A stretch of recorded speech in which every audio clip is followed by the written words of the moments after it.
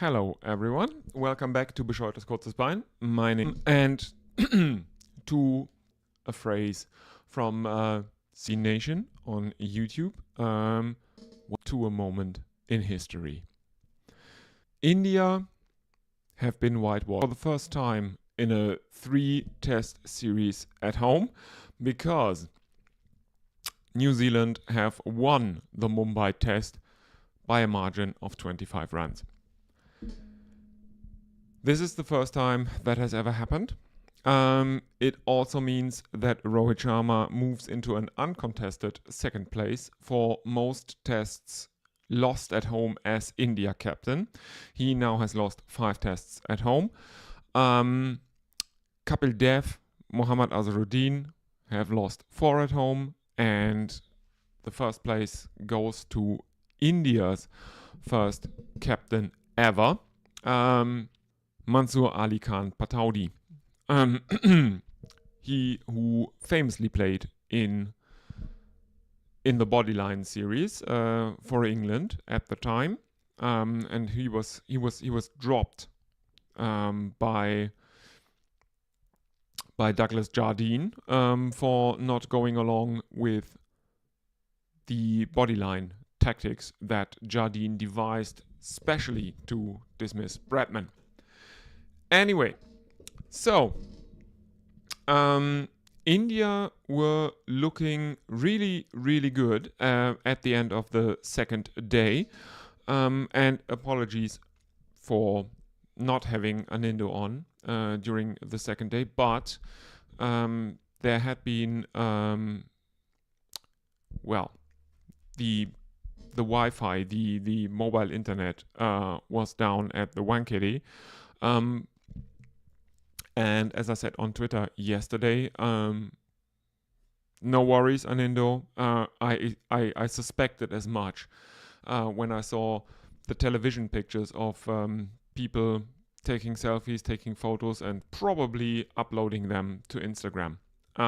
So he was unable to send out tweets for the stream yesterday, but his prediction yesterday at the end of play at Stumps yesterday, when New Zealand were 9 down, 1 wicket left standing, and the potential target for India hovering at around 150, he suspected that India would win it by 5 wickets.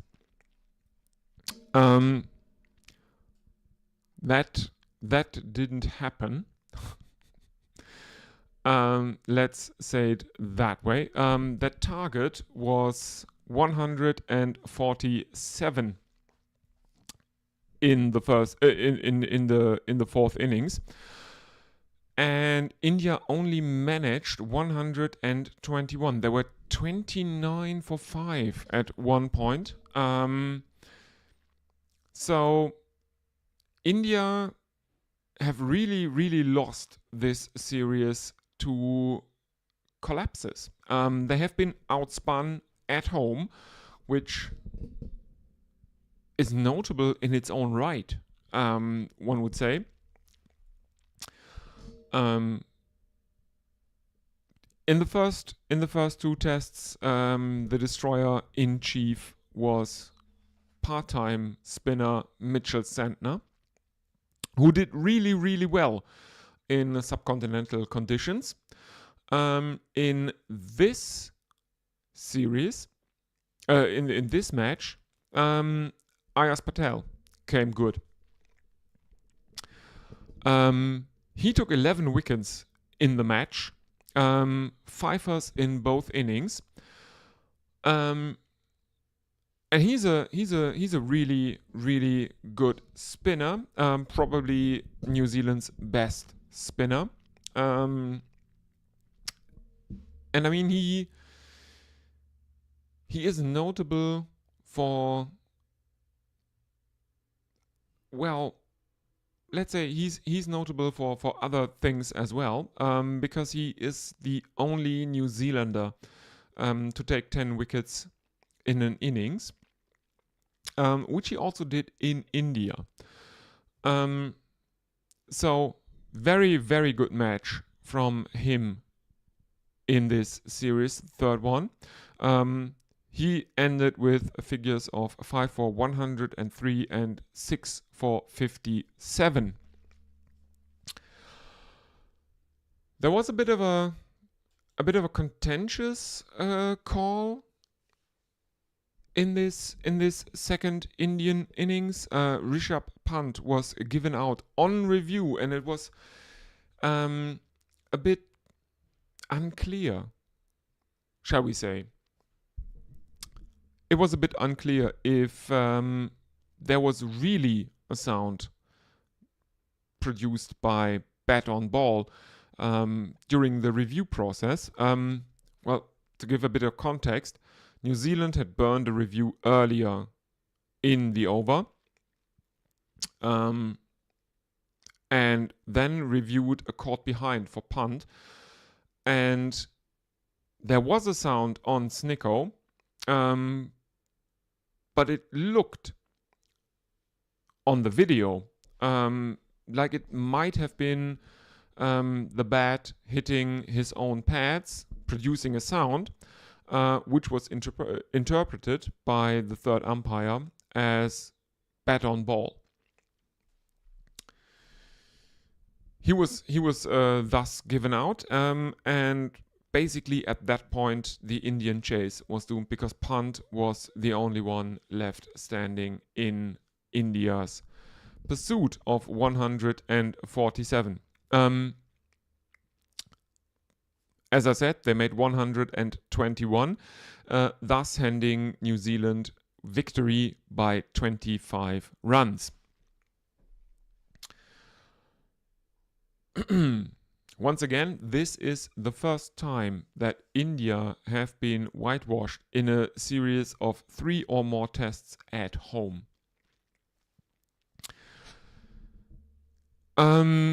Yeah. What can I say? This is not looking good from the Indian batting lineup, because the bowlers have been pretty good. The batting is where India lost this series, one would think. But back to Anindo's prediction, they were looking set to win this by 5 wickets, which was his prediction, and it was a good prediction at the time yesterday evening, or not evening for me here in Germany, but evening in Mumbai, about half an hour after stumps.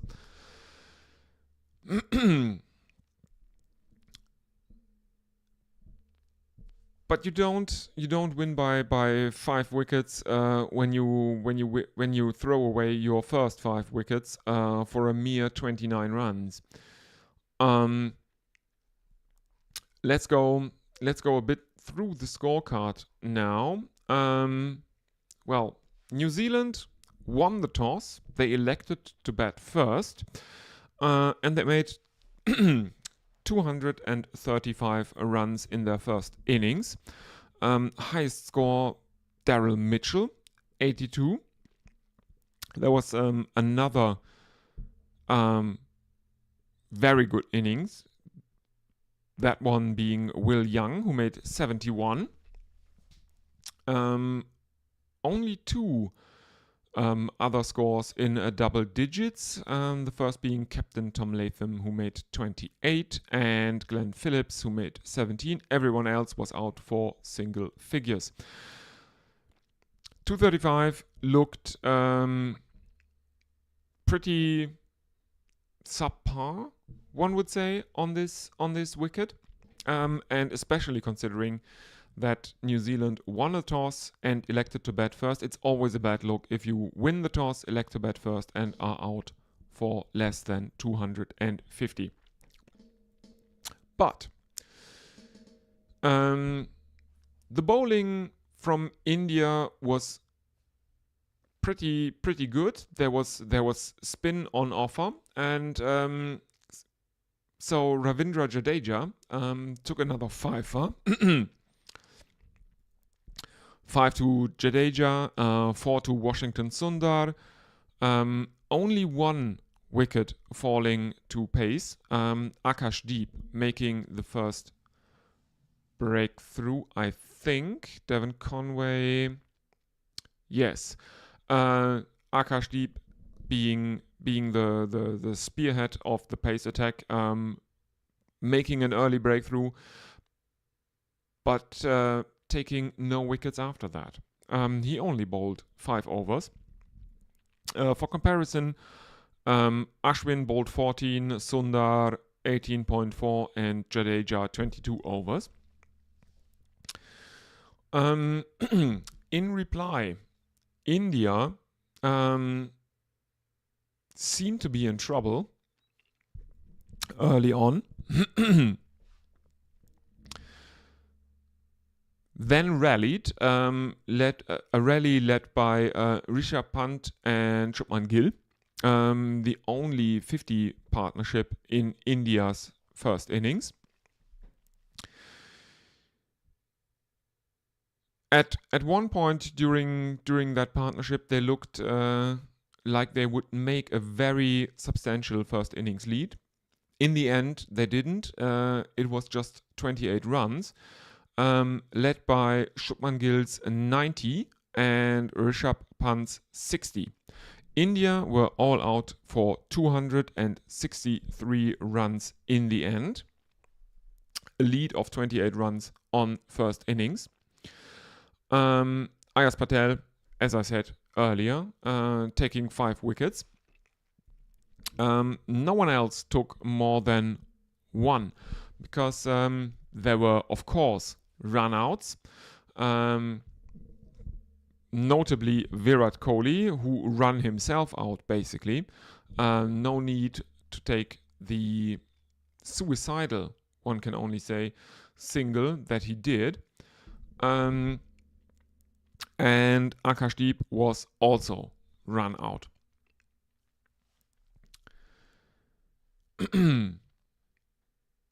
The second innings for New Zealand then was kind of a spin bowling masterclass on yesterday. Jadeja was in fine form again. He again took a fifer in the second innings of New Zealand, 5 for 55. And there were some passages of play where Jadeja got really, really good turn. He raced through his overs, continually beating the bat, tempting an outside edge, never getting one.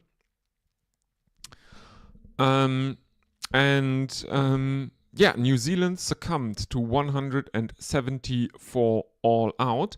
Will Young leading the scorecard here for the New Zealanders.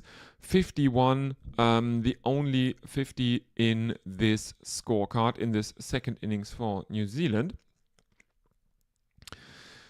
As I said, Jadeja taking another fifer, Ashwin taking 3, and again, Akashdeep being the only pace bowler to be bowled by India captain Rohit Sharma during the second New Zealand innings. And again, taking the first wicket, but none after that. He dismissed captain Tom Latham for 1 early on in the innings, and New Zealand were reduced to 2 for 1. He was then taken out of the attack, only to be brought back later, but having no luck. All in all, Akashdeep bowled 5 overs, which is half of what the next, sparingly used bowler bowled. Akashdeep bowled 5 overs, Washington Sundar bowled 10, Jadeja 13.5 and Ashwin 17. Stumps were called with New Zealand 9 down yesterday. And I think they didn't add any runs earlier today in the morning session. But India made heavy weather of the 147 runs required to win the series. Rishabh Pant, the only one in this Indian scorecard to break the sound barrier of 20 runs. There were 3 double-digit scores in all, Pant being the best one, 64.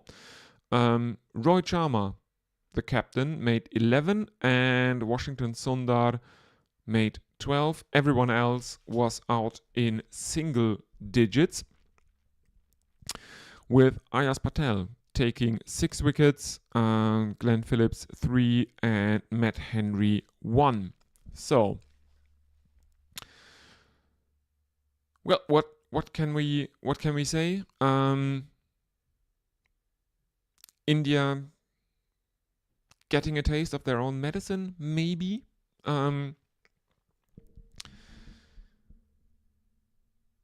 Well, probably, because this was a very, very spin-heavy series. And for the first time in a very, very long time, India have been outspun by a visiting side. Ayaz Patel in this match, and in the first 2 matches, it was Mitchell Santner, who used the subcontinental pitches to his advantage, which is kind of amazing because normally spinners from England, from New Zealand, from Australia are not really used to bowling on subcontinental pitches, because in India, spin bowling is a very, very different beast from spin bowling in England, in Australia, in New Zealand, in South Africa.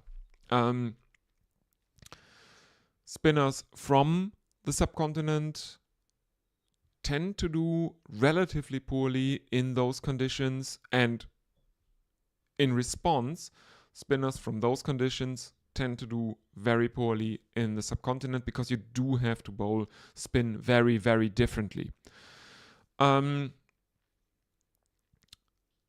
Interestingly enough, the New Zealanders have been very, very adept at bowling on Indian pitches.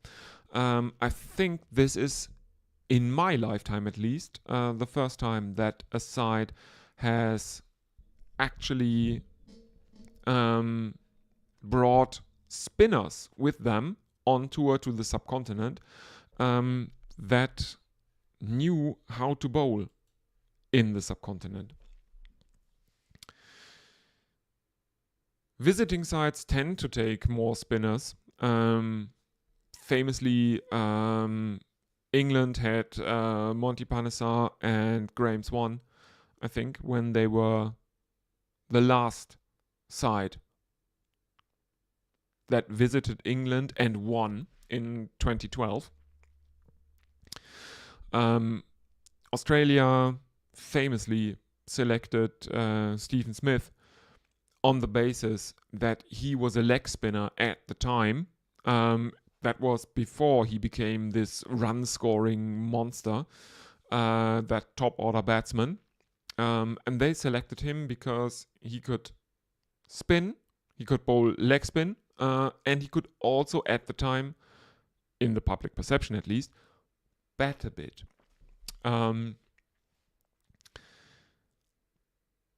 So a tour of India gave us one of the dominating batsmen of the modern era, Steve Smith.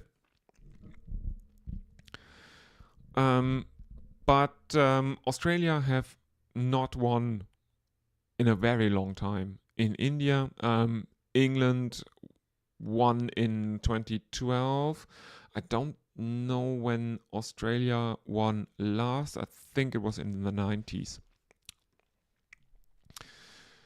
So, all credit to New Zealand for winning this series. That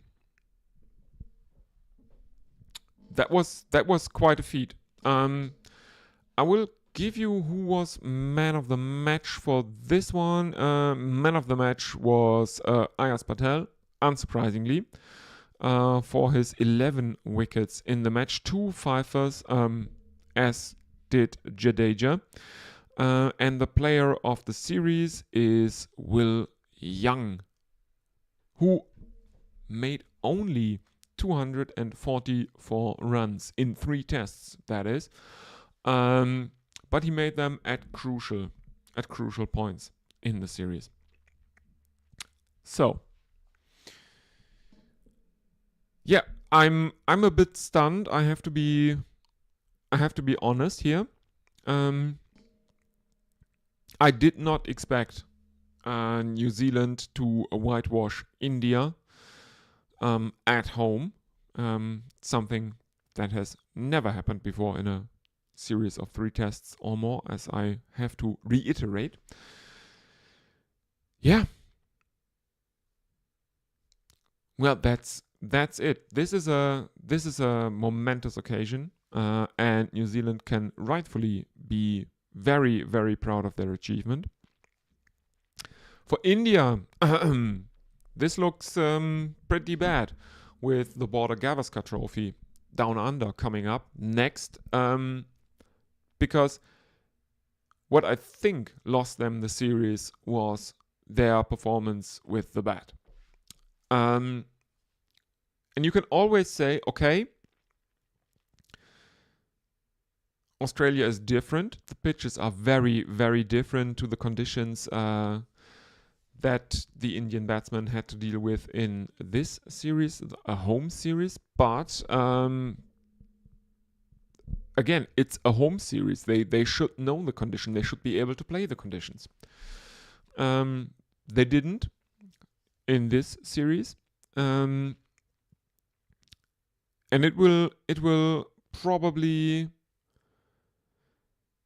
be at the back of their minds during the Australia tour.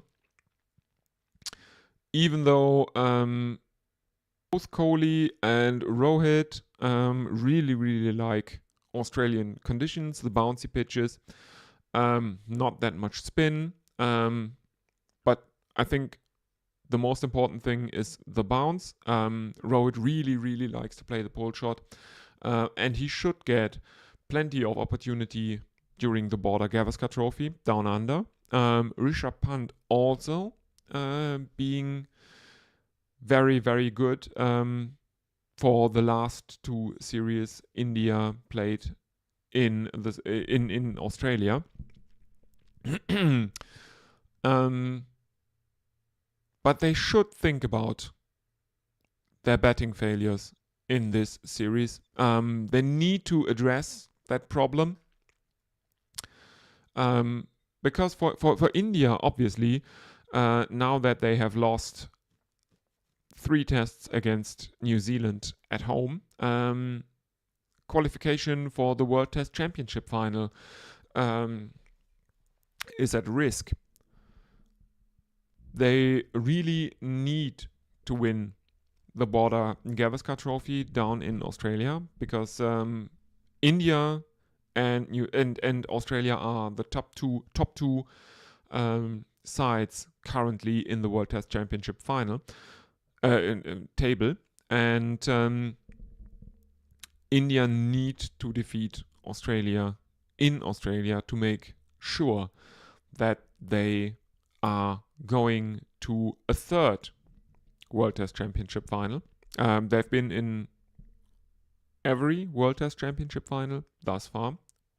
I mean, it's only been 2, and they lost both of those. The first one to New Zealand, the second one to Australia. but they really, really need to win down under. And if they do, funnily enough, Sri Lanka are in with a shout to play whoever comes out on top in the Border Gavaskar Trophy.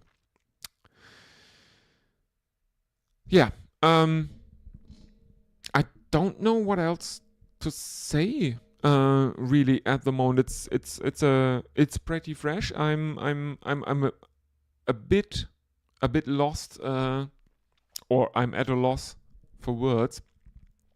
Really, because I did not expect this result after yesterday's play.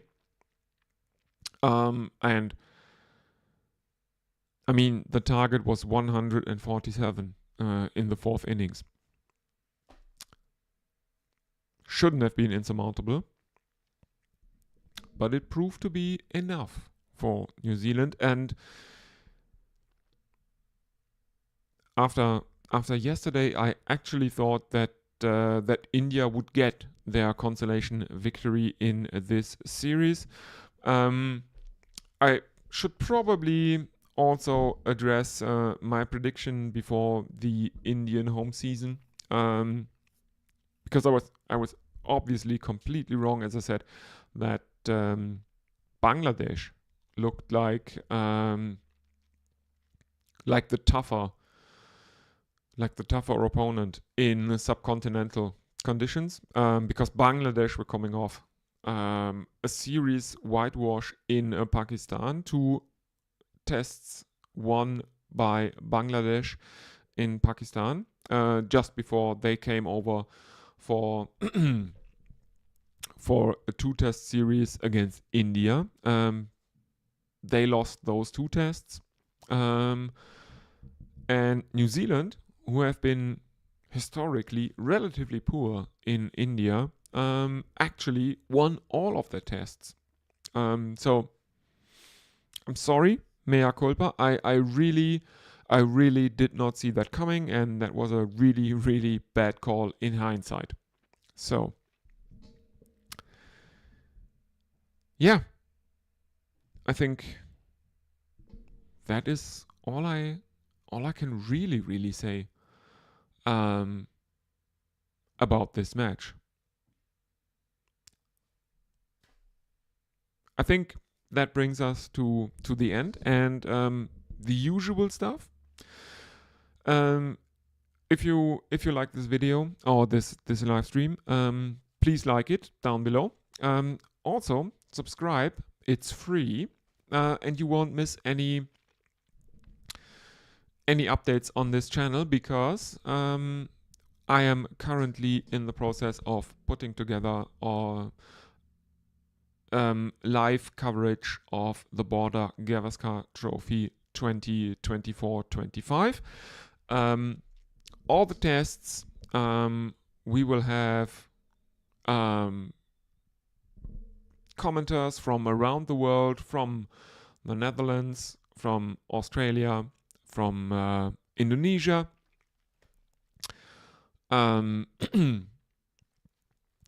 Some faces you might know from places like Gorilla Cricket or White Line Wireless, and some new faces, which I am delighted about.